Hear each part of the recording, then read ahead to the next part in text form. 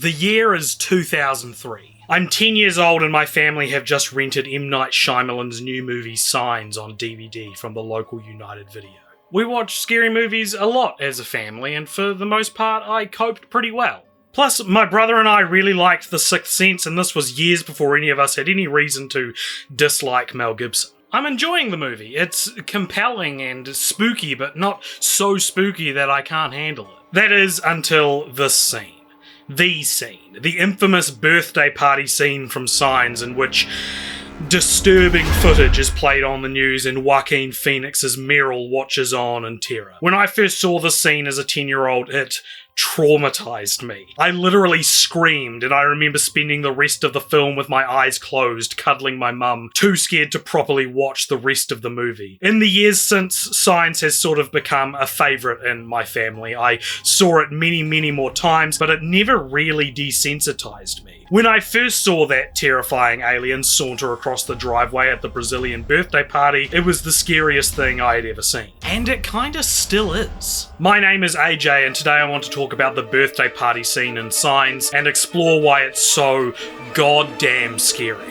What you're about to see may disturb you. This video is part of the Director Project, a recurring playlist series where each month creators from all across YouTube make a video essay discussing the same director, and for the month of April we're looking at M. Night Shyamalan. So once you're done watching this video, why not check out the playlist which is linked in the description, and if you want to contribute yourself, then just make a video about a scene, moment, or movie from M. Night Shyamalan and tweet it to me at CultPopture. Now, trying to analyse why something is scary is quite a tall order and something which probably has a million different answers. But I do want to try and be a little academic here, even though it's an inherently emotional concept. So I'm going to be zeroing in on 4 specific categories. 4 aspects which make this birthday party scene the scariest thing I have ever seen. The visuals, the music, the association, and the context. The visuals. Let's start here at the most basic and fundamental reason why this scene is so disturbing. It looks scary. This is the first good look we get of the aliens. Up until this point, we've only seen a silhouette in the darkness and a leg disappearing into a cornfield. This is the first clear full body shot we've seen, and we've been given contradictory descriptions of what they could look like up until this point, from tall to shorter than adult humans. In fact, it's even suggested that the shorter the alien, the more peaceful, enlightened, and benevolent towards humans they will be. So they're probably very small, like my height, because as their brains developed, there was no use for physical development. It also says they're probably vegetarians, because they would have realized the benefits of such a diet. Then we're shown this lanky-ass alien, and not only does their height confirm they are hostile, but it also taps deeply into the uncanny valley, a concept you've probably heard talked about before when it comes to visual aesthetics, where something is at its most scariest when it's somewhere between pretty realistic and completely realistic. Between those two safe spaces is something that doesn't look entirely real, but it also looks too real to be fake. Something which is mostly right, but something that is just a little off. Think Creepy Dolls, or the Polar Express, or the Vampire Baby from Twilight, or if we want to stay in the school of Mel Gibson for some reason, Satan's Baby from that one scene in Passion of the Christ. Why's he got a smile like that? What am I looking at here? I remember what struck me so hard about seeing the alien in such clear view for the first time was how uncanny it looked. Almost human, but not quite. Too tall, too green. It's off by just enough that my 10-year-old caveman brain momentarily could not focus on what I was seeing. Beyond the uncanny valley, though, this scene is also so alarming because of the alien's behaviour. In a Screen Rant article written by Bryn Ramella, which is essentially the exact same topic as this video and was published in January of this year, Jesus. She notes that the alien also fucking barrels the camera as it emerges, almost challenging the audience, asserting cosmic dominance. It's a primal response, it's the predator seeing the prey, and something about its swagger suggests it's relatively unfazed by humans too, with its confident gait and direct stride. It's not scared of us. It barely seems to care that we can see it. With simple blurry body language, we're reminded of the existential unimportance of humanity. We're not alone in the universe, but we are insignificant ants, ready to be squashed by this ambivalent motherfucker. All of this is in turn reflected by Meryl, whose visceral reaction might be the most authentic use of an audience surrogate in film history. The music. It's not hard to understand why on a surface level music is extremely important to horror. It builds suspense, it masks silence, it lets us know emotionally that we should be feeling scared right now. Still, it feels like in 90% of scary movies I've seen, the spooky music builds tension only for a fake out. That doesn't happen in this scene though. Musically we build and build and build before we're struck with the scary alien money shot. No fake out or relief or anything. It's as scary as we're hoping it wouldn't be. I'm not doing a great job explaining this, and that's probably because I'm not a very musical person. So instead of me explaining why the music makes this scene so effective and why it makes me feel so anxious when I watch it, let's pass over to my friend Barney from the excellent musically focused channel Listening In, where he can explain all the technical jargon and explain why musically the scene works. Take it away, Barney. I'm just going to take a sip of this water. This tastes funny. Hi AJ. So this moment in Signs is definitely one of the scariest in film history, and a huge part of it is down to the music. So we'll get into the specific musical tricks that it uses shortly, but to really understand why it's scary, you need to know where the music has come from. At the very beginning of the film, you see and hear this psycho-inspired title sequence, whose music begins with a dissonant augmented fourth, which sounds like this, the so-called Devil's Interval.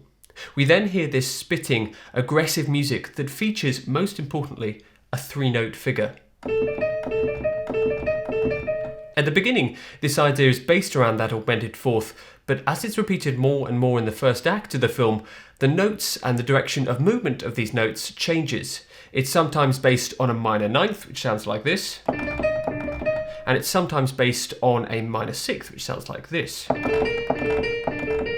But in the first half of the film, we don't really know what this idea is telling us.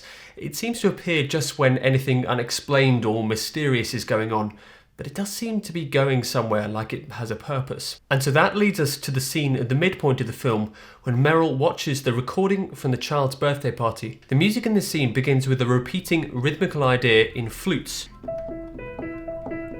on top of a discordant horn melody underneath. As Meryl watches the recording, we start to hear sliding microtonal chords in brass and strings, a sound that hasn't really been part of the score up until this point.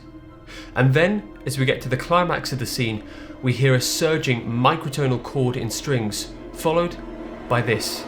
An orchestral hit in which the strings play a Bartok or snap pits. This is when they pluck the string so aggressively that it snaps onto the wood of the instrument, creating this white noise.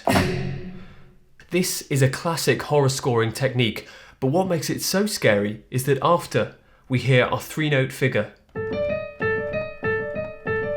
telling us that this has been the aliens' music all along. They have been with us the whole time. Genius.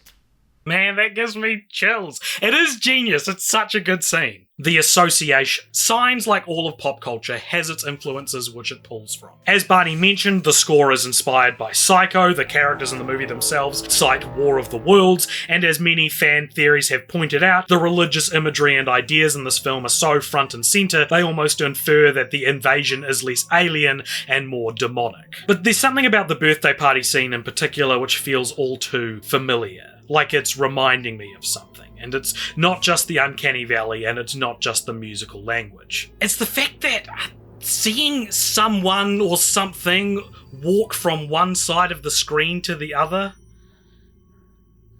why is that so scary to me? Like this scene from It Chapter 2, where Pennywise, disguised as an old woman, creeps past a doorway naked in the background. This is, for me, the scariest part of the whole film, and I'm sure this fear stems from being a pretty jumpy kid who is afraid of the dark, and terrified I'd see a gremlin or ghoul creep past my open bedroom door. Which is why I live in a loft now where I have no doorway. Or maybe it's because I grew up playing a lot of Abe's Odyssey. One of my guiltiest of guilty pleasures these days is watching those often incredibly contrived top 5 ghosts caught on camera videos videos on YouTube. They're great. You watch 20 spooky compilations and 90% of the videos will be laughably fake. But every now and then you witness something that is genuinely chilling, like Girls See Ghost in Kitchen or Burger King Foot Lettuce. These videos are so great because they bypass the standard polish of Hollywood and show you something that sometimes feels more believable simply because of how amateur the video work is. In Signs, though, this amateurism is entirely intentional. The found footage nature of the birthday party scene and the top 5 spooky things caught on camera vibe that this home video possesses, I believe, is actually a callback to the original disturbing footage of a cryptid caught on camera, the Patterson-Gimlin film of Bigfoot. The walk, the look, the quality of the footage, it's all there to tap into our collective consciousness's association with the fear of the unknown and the rare glimpses we've had of the beyond. There's also an intimacy to this sort of footage, and the way the scene is shot is in stark contrast to the cinematography of the rest of the film because it's from the subjective point of view of the person filming. While all other encounters with the alien in Signs are scary to some degree, this one has endured the most because it feels real. The shot doesn't look intentionally composed, there are kids in the way of what's important, the footage isn't pristine or HD but grainy and shaky, it looks less like a scene shot by a professional DOP and more like something your dad would shoot. In other words, we associate the scene with something real. It's also framed within the film as Meryl watching the footage on the news, just like a spooky YouTube video. So it not only looks authentic, but it feels authentic. It momentarily tricks us into believing that we're no longer watching a film, but something so imperfect, it must be genuine. The context. I've read people online refer to this scene as the best jump scare in all of film, along with the scary homeless guy from Mulholland Drive. And I think what sets both these scenes apart from your typical jump scare is that in both cases we're explicitly told by the film to expect something scary. It's not a fright with diminishing returns where the monster isn't actually as scary as the loud noise. It's a narrative reveal which, despite being expected, is still terrifying nonetheless. And it changes what you thought you knew going forward. It's actually very strange as well that we see a full body shot of the alien this early in the film. It's over halfway through, sure, but we've still got a whole act to go before the final showdown. It's a pretty well-known trope in horror that you should show the horror as little as possible because an audience member's fear of what they can't see is scarier than what any filmmaker or author is capable of. This is why you don't see much of the shark in Jaws, or perhaps more appropriately, why you don't see much of the alien in Alien. It's a pretty tried and true technique of the genre, and the likes of Stephen King and H.P. Lovecraft have both commented on the effectiveness of not showing too much of the monster. And this is why, contextually, the birthday scene is so damn brash, because it subverts your expectation by showing you more than you thought you'd see at this stage in the movie. Does this kneecap the up-close encounter at the film's climax? Maybe. I certainly don't think it's as scary as the birthday scene, but to be honest, maybe this is a sacrifice worth making in order to create a moment that is truly traumatizingly scary. And it kind of has its cake and eats it too by showing the alien, but with grainy footage and from 10 or so feet away. Epilogue? All these elements combine to create one of the most suspenseful and effective pieces of horror cinema. It's a brief couple of seconds where we see a low-quality figure in the distance, but it has lingered in my brain and the brains of many others for nearly 20 years now.